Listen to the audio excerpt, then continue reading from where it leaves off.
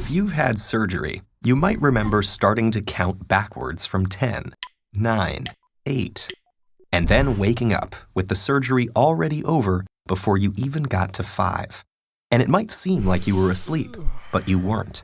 You were under anesthesia, which is much more complicated.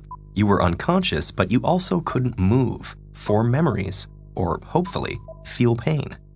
Without being able to block all those processes at once, many surgeries would be way too traumatic to perform. Ancient medical texts from Egypt, Asia, and the Middle East all describe early anesthetics, containing things like opium poppy, mandrake fruit, and alcohol.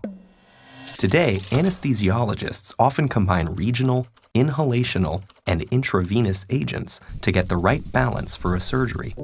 Regional anesthesia blocks pain signals from a specific part of the body from getting to the brain.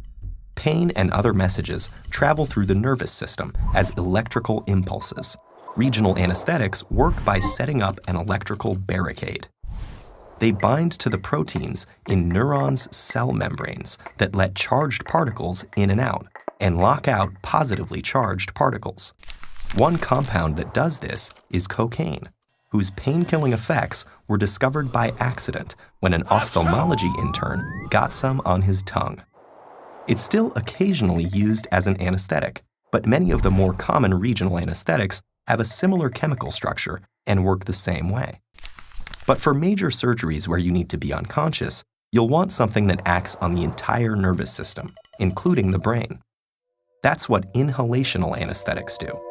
In Western medicine, diethyl ether was the first common one. It was best known as a recreational drug until doctors started to realize that people sometimes didn't notice injuries they received under the influence. In the 1840s, they started sedating patients with ether during dental extractions and surgeries. Nitrous oxide became popular in the decades that followed and is still used today, although ether derivatives like sevoflurane are more common. Inhalational anesthesia is usually supplemented with intravenous anesthesia, which was developed in the 1870s. Common intravenous agents include sedatives like propofol, which induce unconsciousness, and opioids like fentanyl, which reduce pain. These general anesthetics also seem to work by affecting electrical signals in the nervous system. Normally, the brain's electrical signals are a chaotic chorus as different parts of the brain communicate with each other. That connectivity keeps you awake and aware. But as someone becomes anesthetized, those signals become calmer and more organized, suggesting that different parts of the brain aren't talking to each other anymore. There's a lot we still don't know about exactly how this happens. Several common anesthetics bind to the GABA-A receptor in the brain's neurons. They hold the gateway open, letting negatively charged particles flow into the cell. Negative charge builds up and acts like a logjam, keeping the neuron from transmitting electrical signals.